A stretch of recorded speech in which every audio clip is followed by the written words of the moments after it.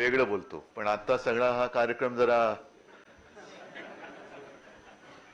उपस्थित सर्व मुख्याध्यापक, सर्व संस्थाचालक आणि शिक्षक बांधवांनो आणि भगिनींनो, अभ्यंकर साहेब तुमचं प्रास्ताविक मी ऐकत होतो, त्याच्यानंतर आता आपलं निवेदन ऐकलं. बोलताना अभ्यंकर साहेब आपण असं म्हणालात की कार्यक्रम किती छोटा असो मोठा असो मी त्याला हो म्हणतो. याचं कारण कार्यक्रमाची साईज मी बघत नाही, कामाची साईज बघतो. कार्यक्रम छोटा असेल आणि हा काय तसा छोटा कार्यक्रम नाहीये.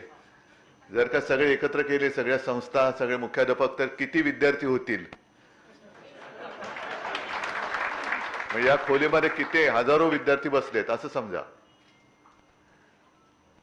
आणि आयुष्यामध्ये चांगलं शिक्षक आणि चांगलं शिक्षण हे मिळालं नाही तर काय होतं त्याचं एक आत्ता तुम्ही जो बोलला ना, ड्युटी म्हणजे मशान आणि दिवटा म्हणजे, तर असे जे काही ड्युटे निघालेत त्यांना मशालीचं महत्व कळणार नाही आणि कळलेलं नाही. ही गंमत आहे मराठी भाषेची.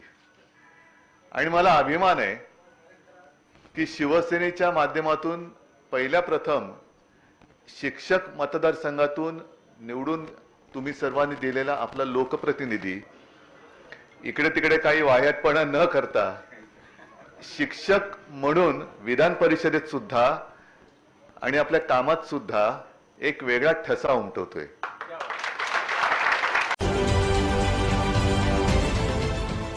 देश विदेशातील प्रत्येक घडामोडींचे लाईव्ह अपडेट मिळवण्यासाठी आता साम टीव्हीच्या सर्व सोशल मीडिया प्लॅटफॉर्मला लाईक, फॉलो आणि सबस्क्राईब करा.